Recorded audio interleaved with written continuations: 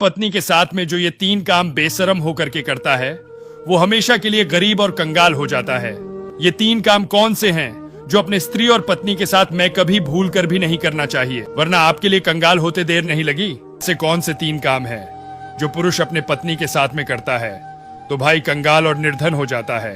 इसे एक छोटी सी कहानी के माध्यम से आज हम समझते। किसी नगर में एक राजा राज करता था। उस राजा का एक छोटा सा पुत्र था जिसका नाम प्रताप सिंह। धीरे धीरे प्रताप सिंह जवान भी हो चुका था। प्रताप सिंह जो था वो रूप और यौवन से बहुत ही ज्यादा सुंदर था। एक तो राजा का बेटा था, ऊपर से भगवान ने उसे सुंदर रूप भी दिया था। एक दिन जब बहे अपने नगर में भ्रमण करने के लिए निकला तो उसने देखा कि एक साहूकार के बंगले की छत पर एक अत्यंत रूपवती स्त्री खड़ी हुई है जो स्नान करने के बाद में अपने बालों के लिए सुखा रही हैं। चांद के तहत चमकता हुआ चेहरा और नागिन की तरह लहराते हुए बाल बहुत ही ज्यादा सुंदर लग रहे थे। वो साहूकार की जो पत्नी थी वो पूरे नगर में सबसे ज्यादा सुंदर थी। राजकुमार प्रताप सिंह ने इससे पहले इतनी सुंदर स्त्री पहले कभी नहीं देखी थी। राजकुमार ने उस साहूकार की पत्नी पर अपना सब कुछ न्योछावर कर दिया और उसने प्रण कर लिया कि एक बार मैं सुंदर स्त्री से जरूर मिलूंगा। अब ऐसा मानो भाई सब कुछ खो करके अपने महिलाओं के लिए लौट आया और देर रात उस स्त्री के ख्यालों में ही राजकुमार खोया रहने लगा। राजकुमार को इतनी याद सताती थी कि उसकी भूख प्यास सब कुछ गायब हो चुकी थी। चलते फिरते उठते बैठते उसकी तस्वीर उसकी आंखों में तैरती रहती थी। वह राजकुमार प्रताप सिंह दिन रात बसना से पीड़ित रहने लगा और उसे ऐसा प्रतीत होने लगा कि उसके बगैर मानो कि इसकी प्राण ही निकल जाएंगे। भाई किसी न किसी प्रकार से हमेशा उस स्त्री से रास्ता ढूंढता रहता था। एक दिन उस राजकुमार ने एक दूती को बुला करके उसका पता और नाम मालूम करवाया तो उसे पता चला कि भाई एक नगर की सेठ की पत्नी है और हाल फिलहाल में जल्दी ही उसका विवाह हुआ है। तब राजकुमार ने दूती से कहा, ये दूती, हम तुम्हें मुन्हमांगा इनाम देंगे। किसी प्रकार से तुम मुझे ले जाकर उस स्त्री से मिलवा दो।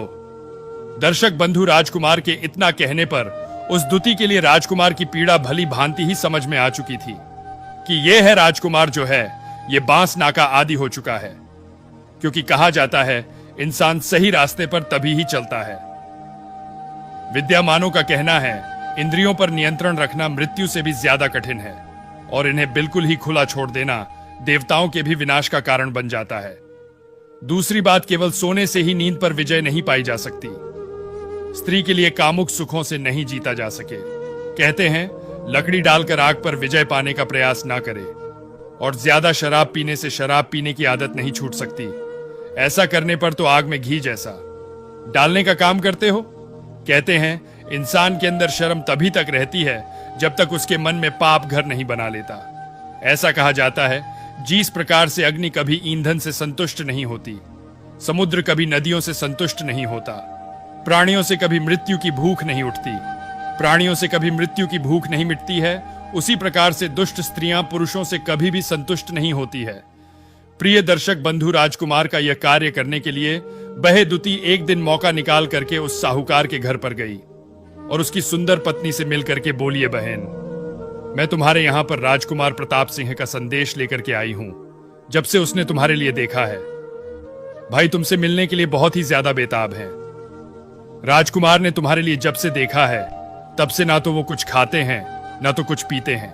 हर चरहा उसकी जुबान पर बस तुम्हारा ही नाम रहता है। भाई आपके प्यार में इस कदर पागल हो चुका है, यदि आप नहीं मिली तो वो अपनी जान भी दे सकता है और उसकी मृत्यु का पाप तुम्हारे ऊपर लगेगा।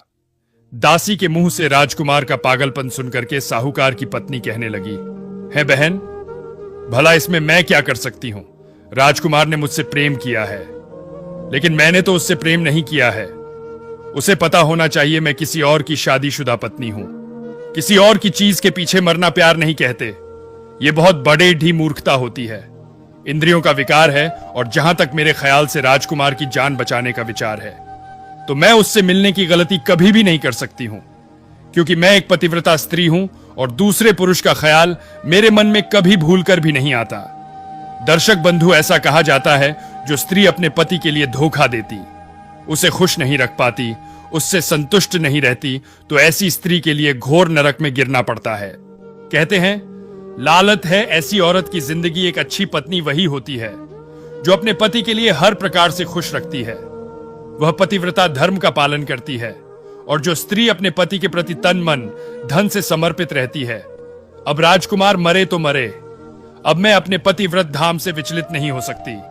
प्रिय दर्शक बंधु, उस साहूकार की पतिव्रता स्त्री का स्पष्ट उत्तर सुनकर की 2-3 हैं। फिर उसे शांत बना देने की कोशिश की और उससे कहा, हे बहन, तुम बिल्कुल ठीक कह रही हो, लेकिन बहन, तुम इस बात के लिए भली भांति जानती हो, राजा के विरुद्ध जाकर भी कोई मनुष्य उसके साथ सन में कभी सुखी नहीं रह सकता है। तुम्हें नहीं पता, राजा लोग जो होते हैं वो बहुत ही ज्यादा क्रोधी, बस जिद्दी लोग होते हैं। जो मांगने से नहीं मिलता उससे वो जबरदस्ती जीतने, बस छीनने की कोशिश करते हैं। यदि उसने किसी भी प्रकार की तुम्हारे साथ में जबरदस्ती की तो वो भी ऐसे में बहन ठीक नहीं होगा। प्रिय दर्शक बंधु, दुती के समझाने के अनुसार साहूकार की पत्नी बोली, हां बहन, ये तो तुम बिल्कुल ठीक कह रही हो। राजाओं के बीच ना तो मित्रता अच्छी होती है और ना ही सत्र था।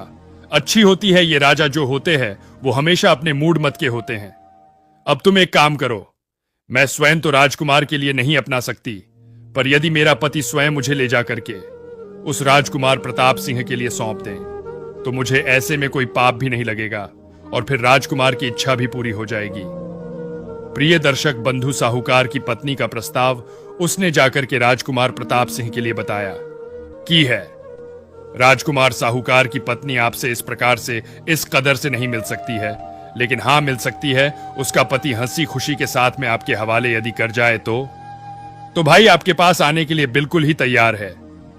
उस दुती के मुंह से ऐसी बातें सुनकर कि राजकुमार और भी यादव पीड़ित बहुत दुखी हो उठा। राजकुमार प्रताप सिंह सोचने लगा, ऐसा भला कौन सा मूर्ख आदमी होगा जो अपनी स्त्री के लिए अपने हाथों से किसी गैर मर्द के लिए सॉफ्ट। दुती कहने लगी है, राजकुमार डूबने से कोई ना कोई उपाय जरूर ही निकल आता है। थोड़ा तुम अपना दिमाग लगाओ। हमारे विद्यमान का तो कहना है कि जो कार्य उपाय ढूंढने से हो सकता है वह कभी बल से नहीं हो सकता है। प्रिय दर्शक बंधु, राजकुमार प्रताप सिंह बस उस दिन से यही सोचने में लग गया कि किस प्रकार से उसके पति के लिए राजी किया जाए। तभी ऐसे में उसके मन में एक विचार आया। उसने सोचा, क्यों ना जाकर के उसके पति से दोस्ती कर ली जाए। कहते हैं विश्वास के साथ किसी के लिए भी हराया जा सकता है, और यही सोचकर के उस राजकुमार ने साहूकार से मित्रता व दोस्ती कर ली। दर्शक बंधु, आप तो जानते ही हैं, दोस्ती तो केवल 2 परिस्थितियों में होती है, या फिर दोनों की स्थिति सामान्य हो या फिर मन में किसी भी प्रकार का स्वार्थ जुड़ा हुआ हो। राजकुमार ने उस साहूकार के लिए अपना मित्र बना लिया और उसे साथ ही साथ अपना सहायक भी बना लिया। साहूकार भी राजकुमार का मुख्य सहायक बनकर की बहुत ही ज्यादा प्रसन्न था।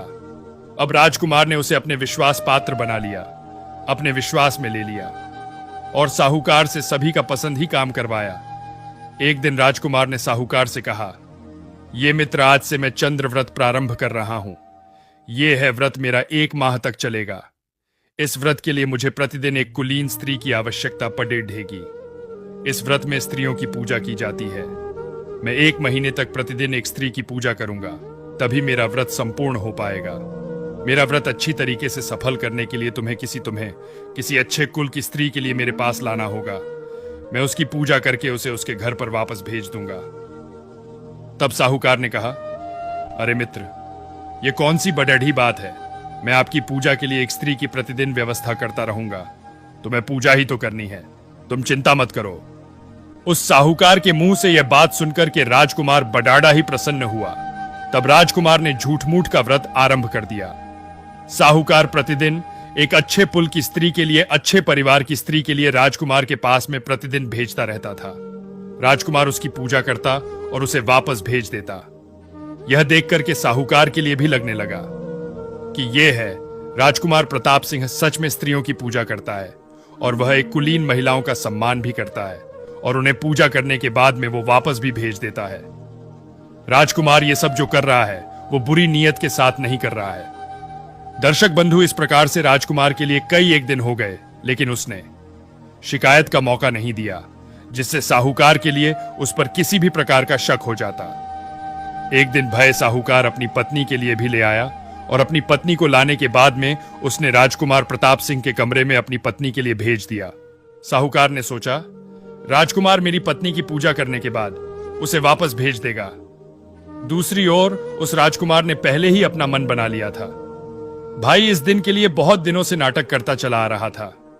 तब साहूकार की पत्नी के लिए अपने पास आता देखकर कि राजकुमार ने अपने कमरे का दरवाजा बंद कर लिया, और यह देखकर कि उस साहूकार के लिए संदेह होने लगा, जब उसने कमरे के अंदर झांक करके देखा तो उसकी आंखें फटी की फटी ही रह गई।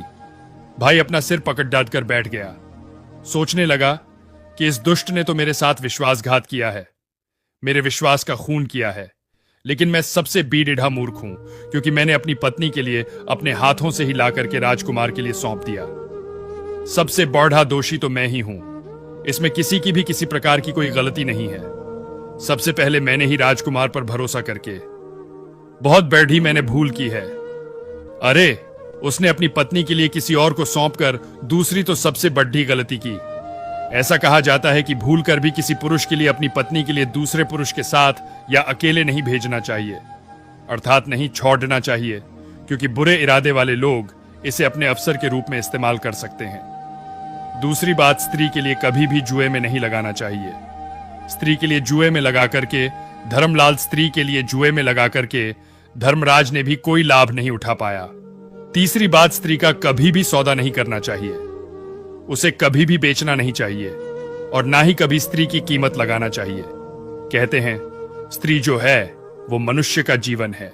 स्त्री जो होती है वो नारी शक्ति है। स्त्री कोई विषय वस्तु या फिर मनोरंजन का साधन नहीं है। स्त्री की रक्षा देश की, समाज की, परंपरा की और धर्म की रक्षा मानी जाती है। दोस्तों, अगर वीडियो पसंद आई हो तो वीडियो को लाइक करें, दोस्तों के साथ शेयर करें और हमारे पेज को फॉलो जरूर करें। धन्यवाद।